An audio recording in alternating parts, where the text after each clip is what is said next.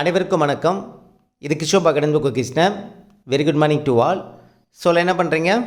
நல்லபடியாக படிக்கிறீங்களா? சாப்பிட்டீங்களா? ஸோ ஒரு சிலர் சாப்பிட்ருப்பீங்க, ஒரு சிலர் சாப்பிட்ருக்க மாட்டீங்க. டைமுக்கு சாப்பிடுங்க, ஓகேங்களா?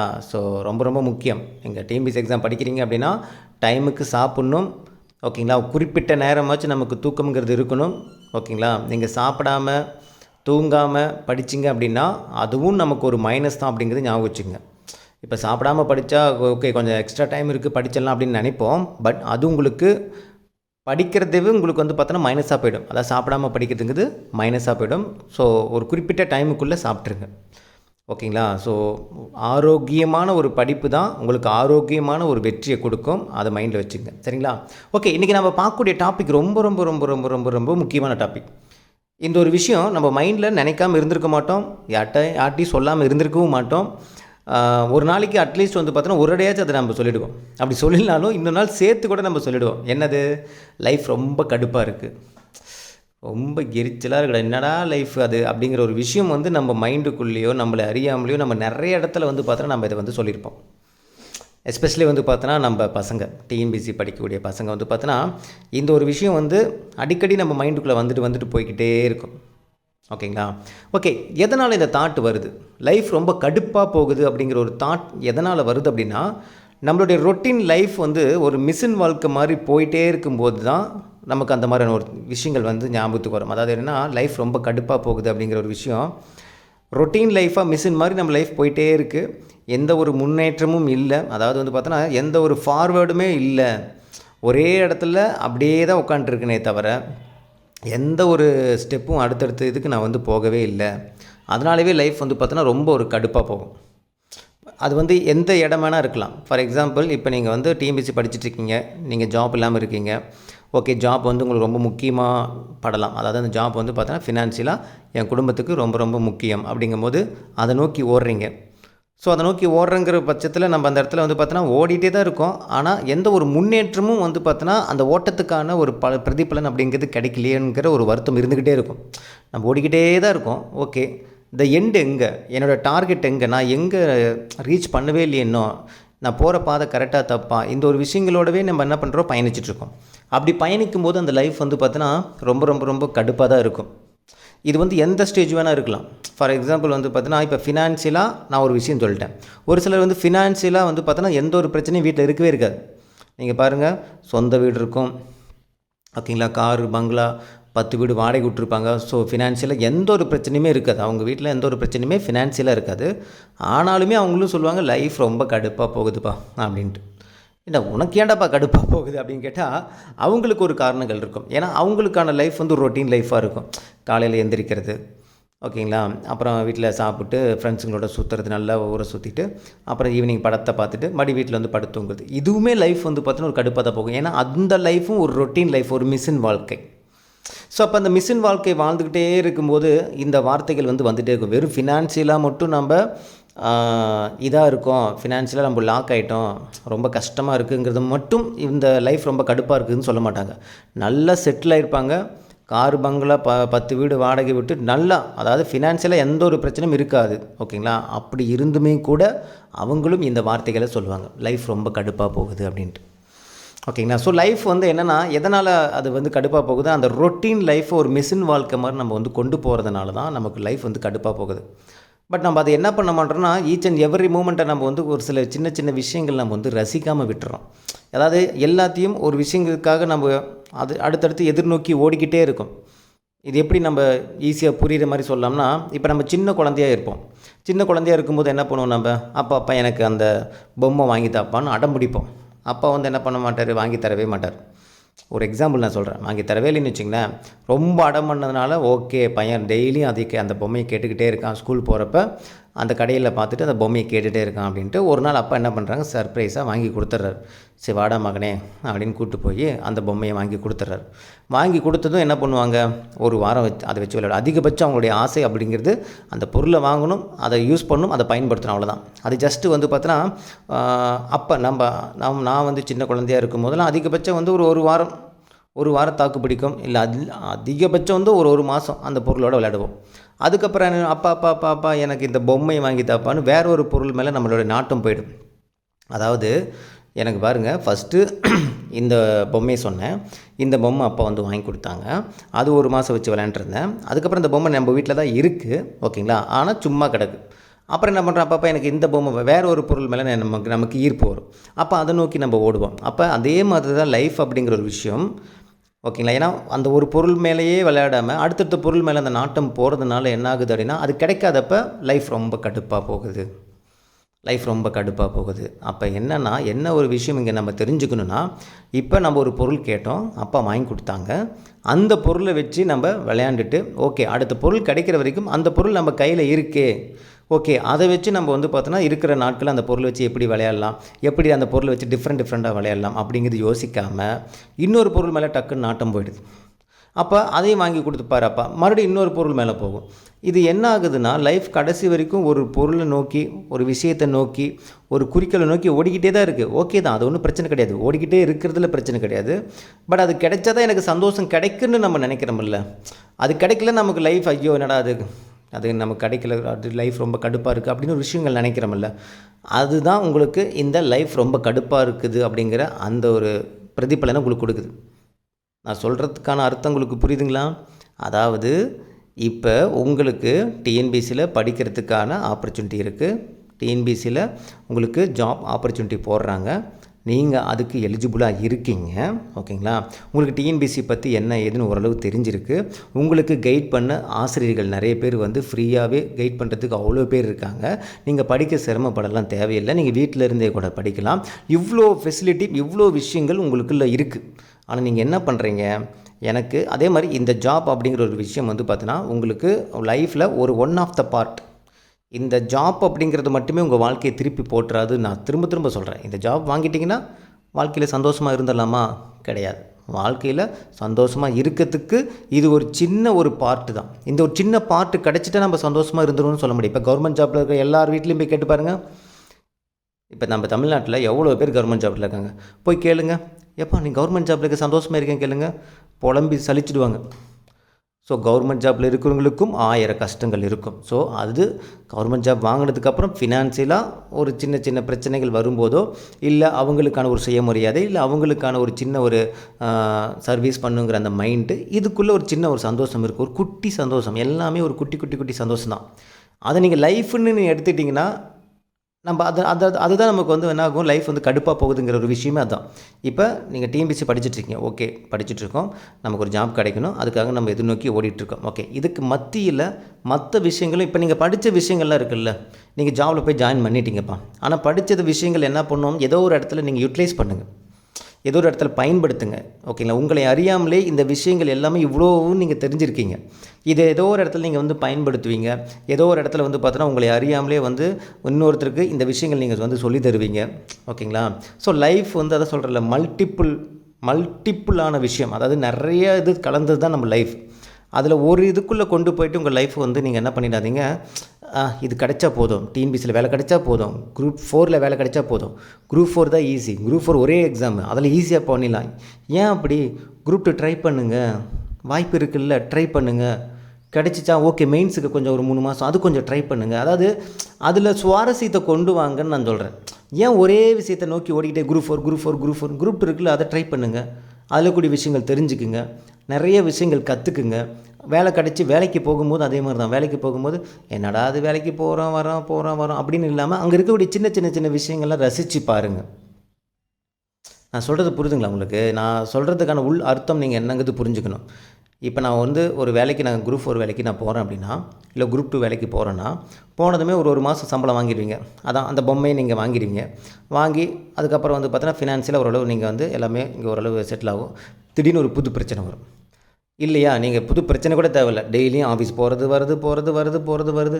ஏன்னடா அது? அங்கே கேட்டால் என்ன சொல்லிங்க, 2 வருஷம் கழிச்சு குரூப் 2 போஸ்டிங்கில் இருப்பீங்க.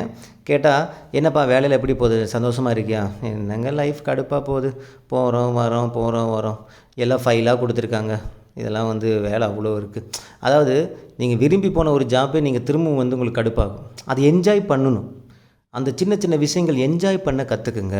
அதுதான் லைஃப் வந்து உங்களுக்கு ரொம்ப ரொம்ப ரொம்ப ஹாப்பியாக இருக்கும். நல்லா கேட்டுக்குங்க. எந்த ஒரு விஷயமுமே நமக்கு இப்போ சொல்லுவாங்கள்ல, சார் எனக்கு ஒரு சரியான நேரம் வந்து எனக்கு கிடைக்கல சார். படிக்கிறதுக்கு ஒரு சரியான நேரம் கிடைக்கல. சரியான நேரங்கிறது ஒன்று கிடையவே கிடையாது ஃபர்ஸ்ட் ஆஃப் ஆல். அது நல்லா தெரிஞ்சுங்க. ஓகேங்களா? யாருக்குமே எந்த ஒரு விஷயத்தை ஸ்டார்ட் பண்ணாலும் பர்ஃபெக்டாக 100% சரியான நேரம், சரியான விஷயங்கள் எல்லாமே பர்ஃபெக்டாக பொருந்துற மாதிரி எந்த ஒரு விஷயத்தையும் நம்ம ஸ்டார்ட் பண்ணவும் முடியாது, முடிக்கவும் முடியாது. நம்ம நினச்ச மாதிரி அதை ஸ்டார்ட் பண்ணவும் முடியாது, நினச்ச மாதிரி முடிக்கவும் முடியாது. சின்ன சின்ன குறைகளோட தான் ஒரு விஷயத்தை ஸ்டார்ட் பண்ணி தான் ஆகணும், வேறு வழி கிடையாது. ஓகேங்களா? ஓரளவு நமக்கு பாசிட்டிவான விஷயங்கள் இருந்தால் போதுமானது.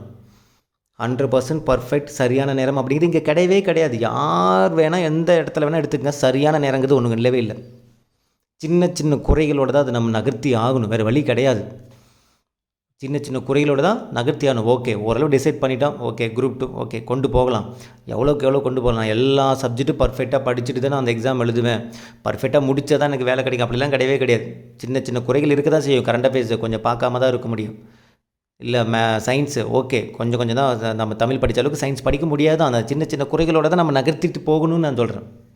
ஒரு வேலைக்கு போகிறீங்களா, வேலைக்கு போகும்போது சின்ன சின்ன குறைகள் இருக்கும். அந்த வேலையில் வந்து போகிறது வர்றது, ட்ராவலிங், அங்கே இருக்கக்கூடிய ஆட்கள், சின்ன சின்ன குறைகள் தான் இருக்கும். அதெல்லாத்தையும் நகர்த்திட்டு தான் நம்ம லைஃப் வந்து என்ன பண்ணணும், நம்ம அதுக்குள்ளே இருக்கக்கூடிய சந்தோஷத்தை நம்ம வந்து பார்த்துட்டு போகணும். வீட்லையா ஓகே, எல்லோரும் ஒரே மாதிரி கிடையாது. உங்களை புரிஞ்சுக்கிறவங்க எல்லாருமே ஒரே மாதிரி இருக்க மாட்டாங்க. ஈவன் அப்பா அம்மா கூட நம்மளை சம்டைம்ஸ் வந்து புரிஞ்சிக்காமல் கூட போகலாம். அதுக்காக நம்ம வந்து அவங்க மேலே கோவப்பட்டுட்டு என்ன இப்படி பண்ணுறீங்க அதெல்லாம் நம்ம சொல்லாமல் சின்ன சின்ன விஷயங்கள் நம்ம அட்ஜஸ்ட் பண்ணிட்டு இந்த லைஃப் அடுத்தது நம்ம சந்தோஷத்துக்குள்ளே கொண்டு வந்துடணும். நான் சொல்கிறது புரிதுங்களா உங்களுக்கு? ஸோ இப்போ நீங்கள் படிச்சுட்ருக்கீங்கள, இதையுமே நீங்கள் என்ன பண்ணணும் அப்படின்னு பார்த்தீங்கன்னா, கொஞ்சம் இதுக்குள்ளே கூடிய சின்ன சின்ன விஷயங்கள் ஒரு ஹாப்பினஸோடவே நீங்கள் படிங்க. ஒன்றும் வந்து எப்படி சார் நீங்கள் வந்து பார்த்தீங்கன்னா லைஃப் இப்படி இருக்குது, இதுக்குள்ளே எங்கே போய் நான் படிக்கிறதுல போய் ஹாப்பினஸை கொண்டு வர்றது?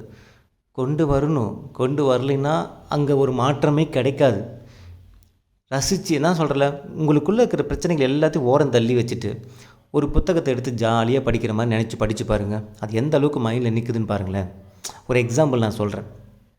சும்மா ஜாலியாக எடுத்து படித்து பாருங்கள்.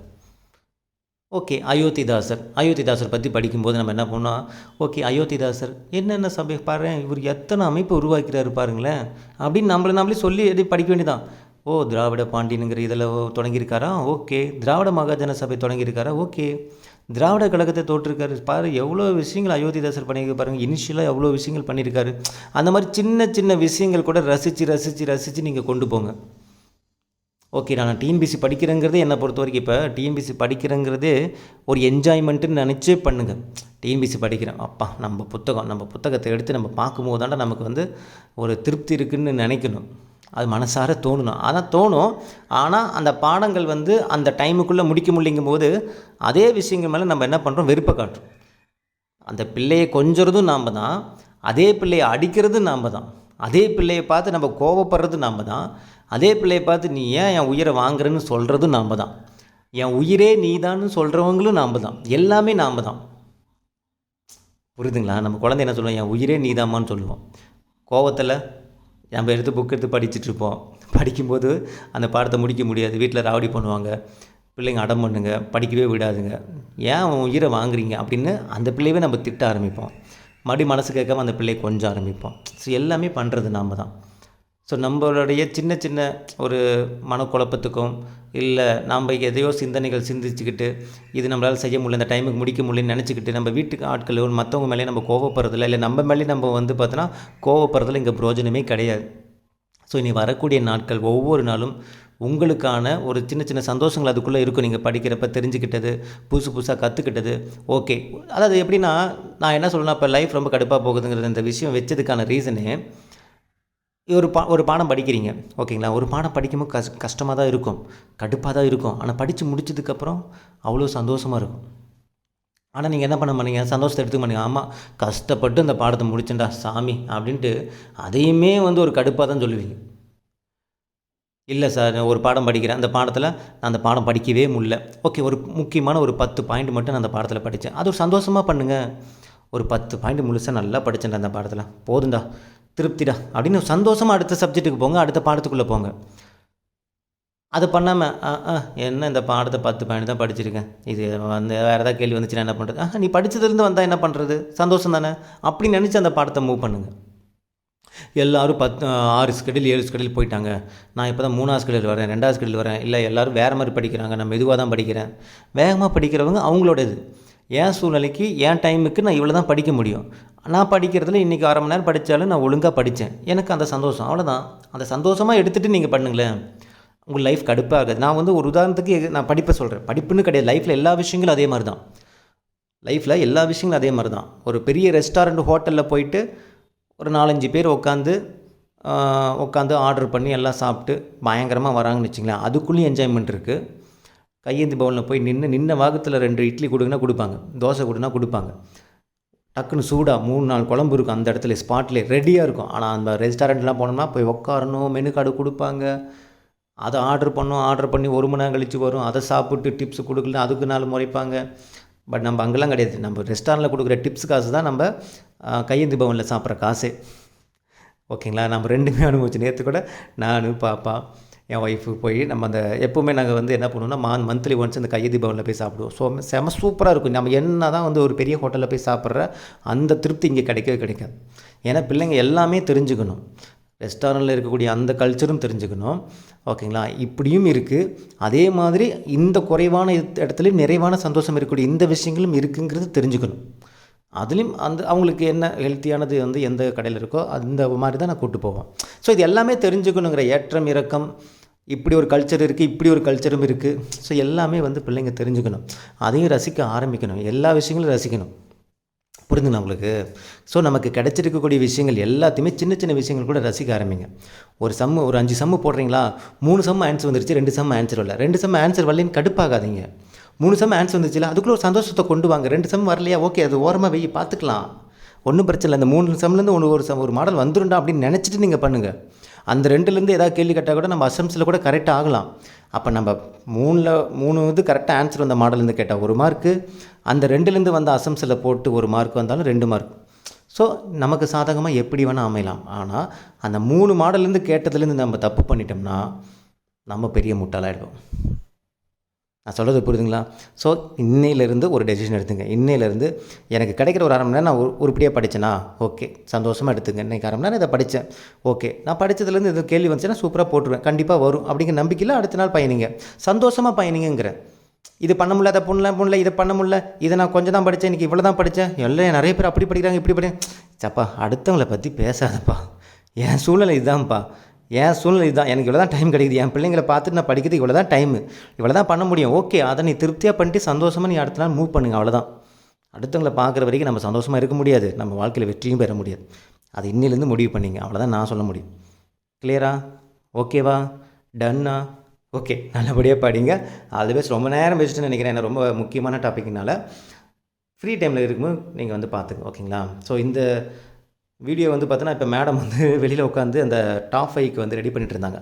அப்போ மேடம்க்கே தெரியாமல் எடுத்த ஃபோட்டோ தான் இது, ஓகேங்களா? எதுக்காகனா அவங்களும் பாருங்கள் டெய்லி ரொட்டீன் லைஃப் தான் வாழ்கிறாங்க. அதாவது எப்படின்னா காலையில் 5 மணிக்கு எந்திரிக்கிறது, பிள்ளைங்களுக்கு எல்லாம் ஸ்கூலுக்கு எல்லாத்தையும் ரெடி பண்ணுறது, டிஃபன் செய்கிறது, லஞ்சு செய்கிறது. இப்போ பிள்ளைங்களை போய் விட்டுட்டு வந்ததுக்கப்புறம் வந்து பார்த்தோன்னா மேடம் குளிச்சுட்டு வந்துட்டு என்ன பண்ணுவாங்க, குளிச்சுட்டு வந்ததுமே சாப்பிட்டு, நானும் குளிச்சுட்டு வந்ததுமே சாப்பிட்டு ஒரு 9:30 வேலையை செய்ய ஆரம்பிச்சிடுவோம். ஸோ அவங்க வந்து டாப் 5 கொஷின்ஸுக்கு ரெடி பண்ணுவாங்க, மதியம் வரைக்கும் ரெடி பண்ணுவாங்க. அதுக்கப்புறம் தான் வீடியோவை ரெக்கார்ட் பண்ணுவாங்க. எனக்கு எப்போ கமிட்மெண்ட் என்ன வருதுன்னு நமக்கு தெரியாது. அப்புறம் மறுபடி போய் பாப்பா ஸ்கூலில் கூப்பிட்டு வந்துட்டு ஹோம் ஒர்க் பண்ணிட்டு நைட்டு டின்னர் செஞ்சுக்கிட்டு, ஸோ இந்த ரொட்டீன் லைஃப் தான் இருக்கும். ஆனால் ஒவ்வொரு விஷயமும் என்ஜாய் பண்ணி பண்ணுறோம். ஸோ மேடமுக்கு வந்து ஸ்கூலில் விட்டு வந்ததுமே என்ன பண்ணுவாங்கன்னா, ஓகே இன்றைக்கி நம்ம என்னென்ன கொஷின்ஸ் எடுக்கணுங்கிறது ஃபஸ்ட் நோட் பண்ணி வச்சுப்பாங்க, குளிச்சுட்டு வந்து ரெக்கார்ட் பண்ணிடுவாங்க. ஸோ அதை என்ஜாய் பண்ணி பண்ணணும்னு வச்சுங்களேன், அவ்வளோதான். இப்போ டாப் 5 அப்படிங்கிறது நம்ம டாப் 100 கூட ஒரே வீடியோவில் கொடுக்கலாம். ஆனால் என்னால் 5 தான் கொடுக்க முடியும். அந்த 5 நான் திருப்தியாக கொடுக்குறேன், அந்த 5 நான் சாட்டிஸ்ஃபையாக பண்ணுறேன். எனக்கு கிடைக்கிற டைமில் என்னால் முடிஞ்சதை நான் வீடியோவாக கொடுக்குறேன் என் பசங்களுக்கு. அதில் எனக்கு ஒரு சந்தோஷம், அதுலேருந்து கேள்வி வரும்னு எனக்கு வந்து ஒரு ஹோப், அவ்வளோதான்.